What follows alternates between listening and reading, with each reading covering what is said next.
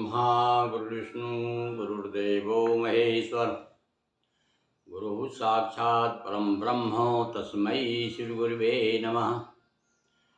गुरु ब्रह्मा गुरु विष्णु है गुरु महेश का रूप, ऐसे गुरु को नमन है जो है ब्रह्म स्वरूप। ओम नमो भगवते वासुदेवाय। नारायणं नमस्कृत्य नरं चैव नरोत्तमं देवीं सरस्वतीं व्यासं ततो जयमुदीरये। आस्थावान सज्जनों, आज भागवत का 8वां दिवस पितृपक्ष के उपलक्ष्य में आप सभी को अपने पितरों को प्रसन्न करने के लिए यह कथा सुनाई जा रही है। और यह कथा श्रीमद् भागवत पुराण का जो 10वां स्कंध है, हमने श्रीमद् भागवत पुराण की कथाओं को दोहा चौपाइयों में प्रस्तुत किया है। मैं समझ रहा हूँ कि ये पहली बार मेरे देखने में, तो अभी अन्य पुराण जो है दोहा चौपाइयों में मुझे देखने में नहीं आए। हो सकता है कुछ विद्वानों ने प्रस्तुत किए हों, क्योंकि देश बहुत बड़ा है और भक्तों की और अनुवाद करने वालों की, कवियों की कमी नहीं है। पर मैं समझ रहा हूँ कि जहाँ तक मेरी दृष्टि में, और आप भी यदि जानते हो, किसी ने यदि दोहा चौपाइयों में प्रस्तुत किया हो, कृष्णानंद जरूर लिखी है द्वारका प्रसाद मिश्र ने, अलग स्वतंत्र है, पर वो देवी पूरा भागवत 10वां स्कंध हो सकता है वो, पर मैंने पूरी श्रीमद् भागवत पुराण को दोहा चौपाइयों में प्रस्तुत किया है। तो लीजिए, आज 8वां दिवस है भागवत कथा का। अपने अपने पुरखों को याद करते हुए, प्रणाम करते हुए, ओम पितृभ्यो नमः। यह हमारी भक्ति श्रद्धा हमारे पुरखों तक पहुँचे, इस भावना के साथ हम आज का 8वां दिवस की कथा शुरू कर रहे हैं। सुनिए और देखिए, पिछले प्रसंग में थोड़ा जुड़ते हैं अपन पिछले प्रसंग से। कंस द्वारा अक्रूर को भेजा जा रहा है और अक्रूर पहुंच गए हैं। ब्रज में जाकर के भगवान श्री कृष्ण से मिले। श्री कृष्ण ने नंद बाबा से मिलवाया और रात भर दोनों की गोष्ठी होती रही। और अब सवेरे तैयारी हो रही है, कृष्ण बलराम मथुरा की ओर जा रहे हैं। और इस समय उनकी क्या मनोदशा है उसका वर्णन हम कर रहे हैं कि मथुरा जाने के लिए दो भ्राता तैयार, गोप ग्वाल भी जाएंगे लेकर के उपहार। प्रातः कीन कृष्ण तैयारी, सुनी खबर सब भय दुखारी। बार बार मुख चूमत मैया, उद्रग में आंसू लेत बलैया। आंखों में आंसू भरे हैं जसोदा मैया के। बार बार पुचकार रही है, कह रही अरे मेरे लाल, तू कहाँ जा रहा है भाई, मत जा तू। और वो तो चाहती थी, बार बार रुक रही थी, अरे लाला तू मत जा। और व्याकुल हुई गोपियाँ सारी, प्रेम बिरह निज देह बिसारी। सारी गोपियाँ हाय हाय करने लगी, अरे हमारे कन्हैया हमें छोड़ करके जा रहे हैं। लगी सोचने अपने मन में, शेष रह गया शेष रहा क्या वृंदावन में। अब सब सोच रही है, अरे अब वृंदावन का कन्हैया ही चला गया तो वृंदावन में क्या रह गया, वृंदावन सूना हो गया। वहाँ शहर में सुंदर नारी, अटक रहेंगे कृष्ण मुरारी। अरे भाई देखो, कभी कभी भौतिक दृष्टि से भी सोचा जाता है। तो गोपियाँ सोच रही हैं, वो तो अपने देह के माध्यम से भी प्यार करती थी, तो कह रही हैं ये हो सकता है वहाँ बड़ी सुंदर सुंदर नारियों में हमारे कन्हैया अटक जाएंगे, फिर हमको तो भूल ही जाएंगे। कितना निष्ठुर है क्रूरा, है क्रूर नहीं है क्रूरा। अरे इसका नाम तो अक्रूर है। अक्रूर यानी क्या होता है, जो दुष्ट नहीं, आने नहीं, क्रूर आने दुष्ट, जो दुष्ट नहीं है वह अक्रूर। पर गोपियाँ तो कह रही है क्रूर नहीं है, ये तो क्रूर है। ये कहाँ से आ गया लेने के लिए, ये हमारे रंग में भंग डालने के लिए उपस्थित हो गया है। कोई काना को तो टोको, है अनर्थ होने सो रोको। बार बार कह रहे भैया कोई नहीं है क्या वृंदावन में, कोई तो रोको कन्हैया को, मत जाने दो भाई है। और ये किसी प्रकार से लाज शर्म लज्जा के कारण भी नहीं रोक पा रही हूँ, नहीं कह पा रही होंगी।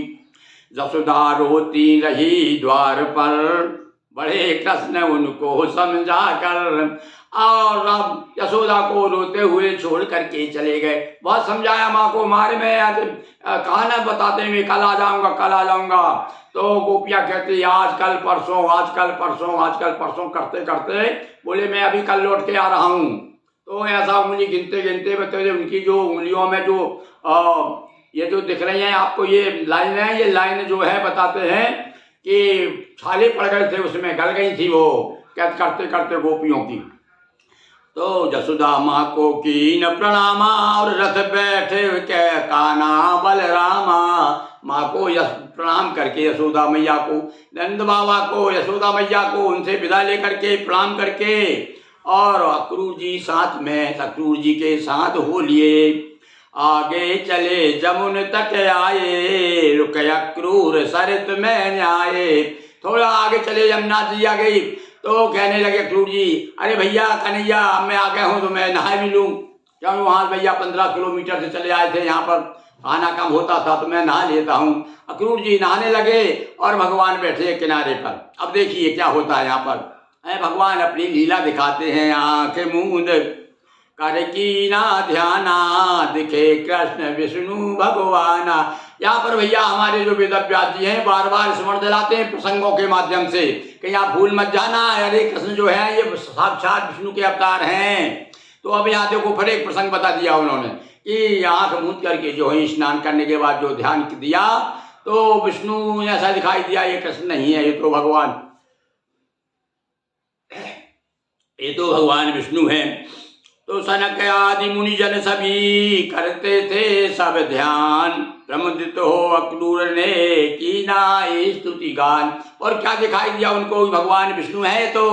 और सनक सनंदन सनत कुमार आदि ऋषि मुनि बहुत से आसपास खड़े हैं उनके और विष्णु स्तुति गान कर रहे हैं। तो ये भी अक्रूर जी भी हाथ जोड़कर खड़े हो गए और इस प्रकार से उन्होंने भी बहुत प्रार्थना की, वंदना की, नमन किया। अब चलिए आगे, मथुरा के मेहमान बनने वाले हैं भगवान, मथुरा के लिए प्रस्थान कर दिया। अक्रूर जी भी पहुंच गए। अक्रूर जी तो मथुरा में पहुंच करके और उनको रथ से उतार के और बोले, उन्होंने कहा होगा कि हाँ चाचा आप तो जाइए, हम तो थोड़ा सा नगर में घूमेंगे, हमारे आप जाइए। अक्रूर को तो भेज दिया कंस के पास में, अब नगर भ्रमण कर रहे हैं। अब देखिए फिर वही त्रेता में पहुंच चलते हैं अपन, नगर भ्रमण की बात आते ही है क्या कहते हैं राम जी अपने भैया छोटे से, नाथ लखनपुर देखन चाहिए, गुरु से आज्ञा मांग रहे हैं कि नगर देखना चाहते हैं। तो कह दिया उन्होंने भी, विश्वामित्र ने क्या कहा, जाओ सुंदर नगर दिखाओ, सुंदर बदन दिखाओ, अपनी सुंदरता का लाभ दूसरे और जनकपुर वासियों को भी दो। तो वहाँ नगर भ्रमण हो रहा था और वहाँ का भी बड़ा सुंदर सुंदर वर्णन करते हैं भाई कथावाचक लोग, कथा व्यास लोग हैं। और तो ऐसा लगता है उस समय जब वर्णन होता है तो जनकपुर में ही है। तो आज भी देखिए हमारे कृष्ण कन्हैया, कृष्ण बलराम दोनों अब एक ग्वाले के लड़के हैं और साधारण कपड़े पहने हुए हैं और देखने में तो ना तो ठीक से कंघी किया है ना कुछ किया है और चले आए भाई दोनों। अब गांव के आप देखते हैं, गांव का कोई आदमी आ जाता तो शहर में बिल्कुल अजूबा सा लगता है। अब ये जो है नगर में पहुंचे तब क्या होता है, कुछ घटनाएं बड़ी विचित्र विचित्र घटनाएं होती हैं, बड़ा आनंद लीजिए आप भी। जन्मभूमि को कीन प्रणामा, मथुरा लखरथ से उतरो, पैदल कीन प्रवेश। पैदल चल दिए, कम जन्मभूमि आ गई भैया। वाल्मीकि जी कहते ना, जननी जन्मभूमस्या स्वर्गादपि गरीयसी। जननी और जन्मभूमि, माँ और जहाँ जिस भूमि पर, जिस धरा भूमि पर हमने जन्म धरा है वो जो है दोनों परम है। तो पहले देखिए उन्होंने, भगवान राम ने भी यही किया था भाई। तो ये मर्यादा है, ये हमारी भारतीय संस्कृति की मर्यादा। ये जो बड़े बड़े महापुरुषों ने, ईश्वर स्वयं आकर के उन्होंने हमें शिक्षा दी है, संस्कार दिए हैं कि हमें किस प्रकार प्रणाम करना चाहिए, अपनी सम्मान करना चाहिए। तो मथुरा को आकर के याद आ गई इनको, अरे मेरा तो जन्म हुआ है यहाँ पर। अब सबसे पहले मथुरा नगरी को प्रणाम किया और प्रणाम करके पैदल चल दिए दोनों। श्याम गौर ये जोड़ी सुंदर और भ्रमण कर रही मथुरा अंदर। सुंदर जोड़ी, एक श्याम है एक गौर है। गौरवर्ण कौन है भाई, गौरवर्ण बलराम है इस समय है। और भगवान कृष्ण जो है श्याम वर्ण हैं, धुले हुए कुछ कपड़े लेकर नगर नारी नर देखो लुभाए, भीड़ बढ़ी दर्शन को आए। आओ भैया कोई नया नया नगर में आ जाए नहीं। और फिर जहाँ तो देखो, अब जब भगवान स्वयं वहाँ जहाँ घूम रहे हैं पैदल, तो वहाँ तो भीड़ की क्या कमी हो सकती है। लोग दूर दूर से आ रहे थे, खबर लगा रही भैया वो नंद बाबा का लड़का आ गया, छोरा आ गया, नंद बाबा को छोरा आ गया, छोरा आ गया। और सब लोग जो है दर्शन करने के लिए उमड़ पड़े।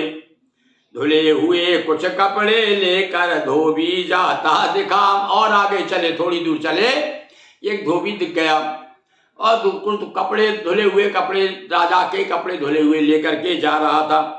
तो मांगे वस्त्र राजा कह से आना, और कह दुर्वचन किया अपमाना।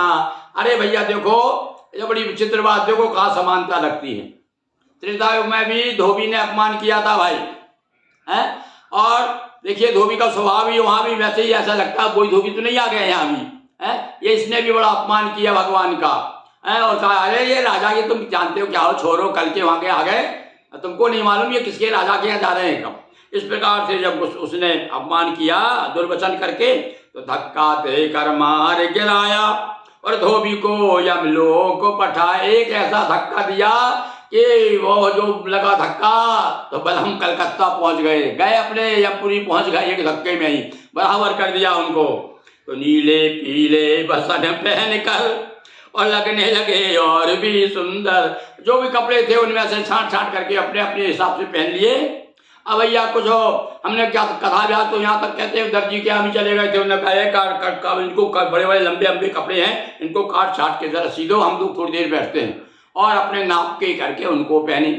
और इस प्रकार से बड़े सुंदर सुंदर लगने लगे। अब तो करते भ्रमण देखा माली घर, और गए स्वयं माली के घर पर। और भैया एक माली बड़ा भक्त था, इसलिए भगवान उसके घर पर स्वयं चले गए। वो जानते थे भगवान कि यह जो है माली बड़ा भक्त है हमारा। माली ने भी बड़ा स्वागत सत्कार किया। माली देख हुआ प्रमुदित मन, स्वागत किया अभिनंदन, बड़ा स्वागत सत्कार किया माली ने। और सुरभित पुष्पहार पहनाए, राम कृष्ण को मन अति भाए। दोनों भाइयों के गले में बड़ी सुंदर सुंदर सुगंधित मालाएं पहना दी। माली पर करके कृपा दिए बहुत वरदान, सभी जनों को लग रहा मथुरा के मेहमान। सब लोग सोच रहे मन में अरे हमारे यहाँ, और सब मन में सबके उल्लास है मेरे यहाँ जाए, अरे तो हमारे मेहमान है हमारे यहाँ आ जाए। और इस तरह भगवान आगे आगे घूम रहे चले जा रहे हैं। अब देखिए आगे बड़ी प्रसिद्ध अब अच्छा प्रसंग आ रहा भाई। कौन सा?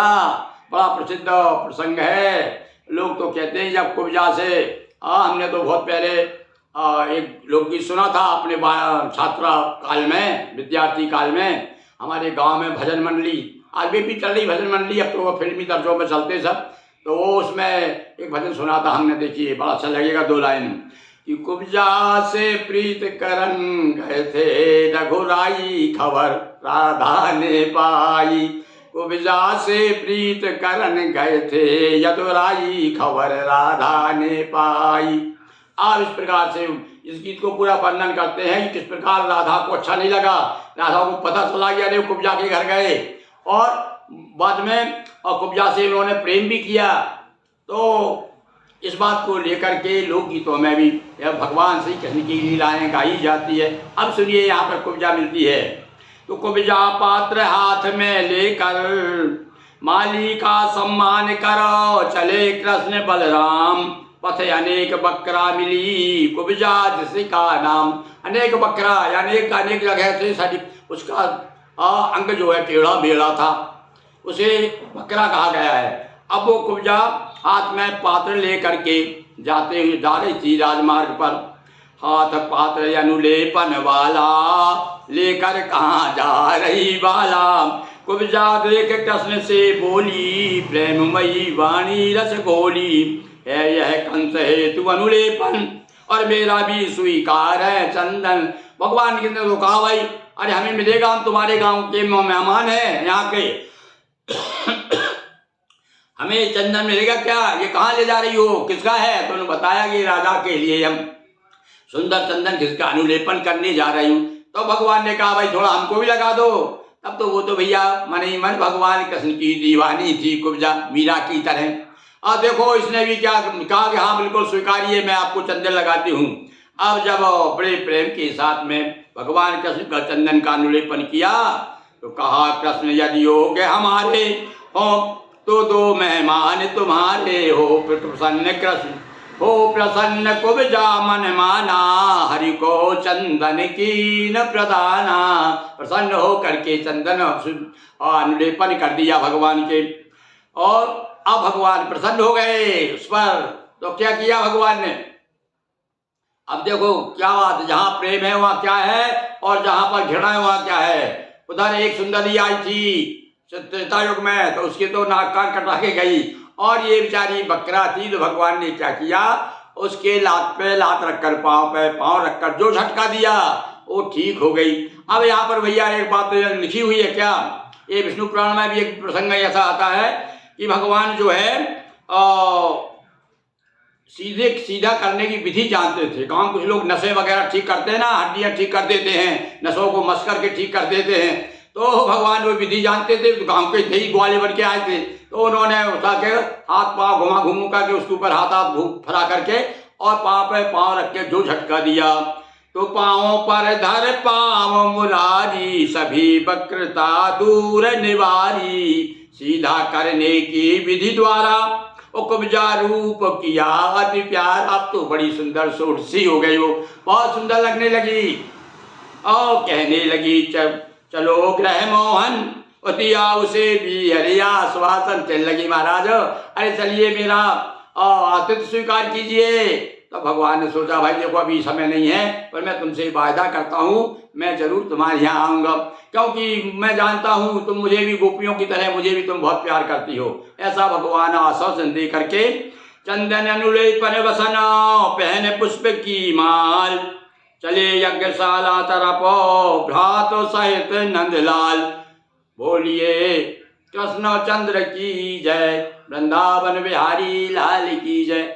आज भैया 8वां दिवस भागवत का, और कल हम आपको जिस हेतु आए भगवान मथुरा का के लिए आए हैं, और वह प्रसंग भी हम आपको कल सुनाएंगे। बोलिए वृंदावन बिहारी लाल की जय, नर्मदा मैया की जय, हर हर महादेव शंभो।